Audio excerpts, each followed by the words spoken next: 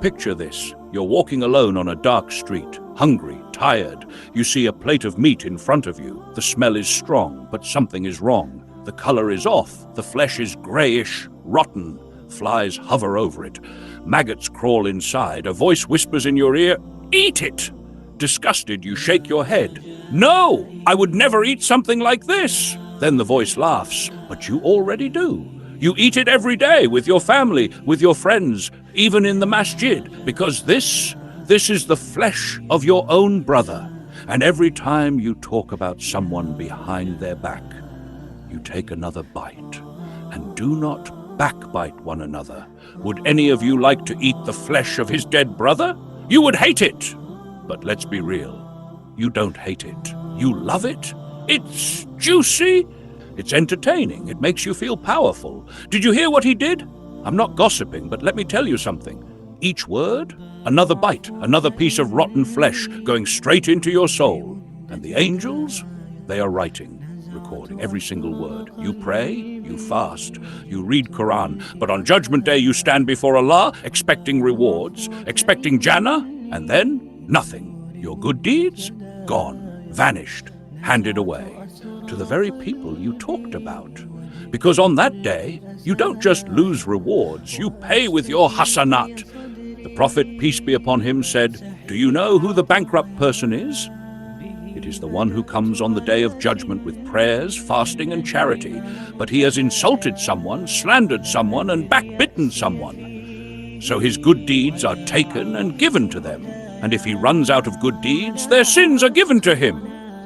Imagine that. The liar, the sinner, the one you mocked, the one you humiliated, on that day, when you are shaking, when you are desperate for a single good deed, they will be standing proudly, holding your salah, your fast, your sadaqah, and you empty-handed.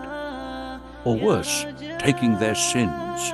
Think about it. How many friendships have been destroyed because of one conversation?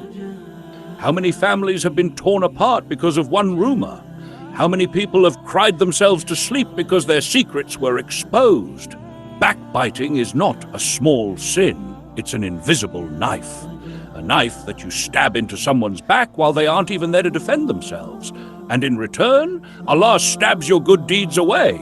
And let's talk about the worst kind. Some people think they are safe because they don't really backbite.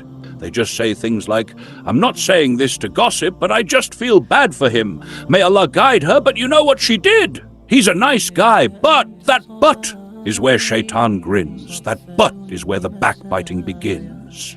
So what can you do? It's simple.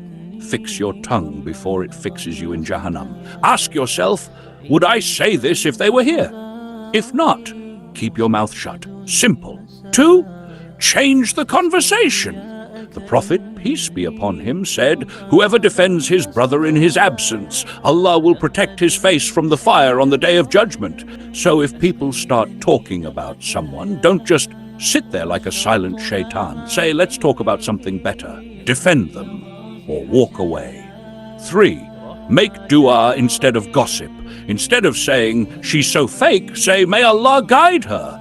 The Prophet, peace be upon him, said, "When you make dua for your brother in his absence, an angel says Ameen, and the same for you." Imagine that. Every time you make dua for someone, an angel makes the same dua for you.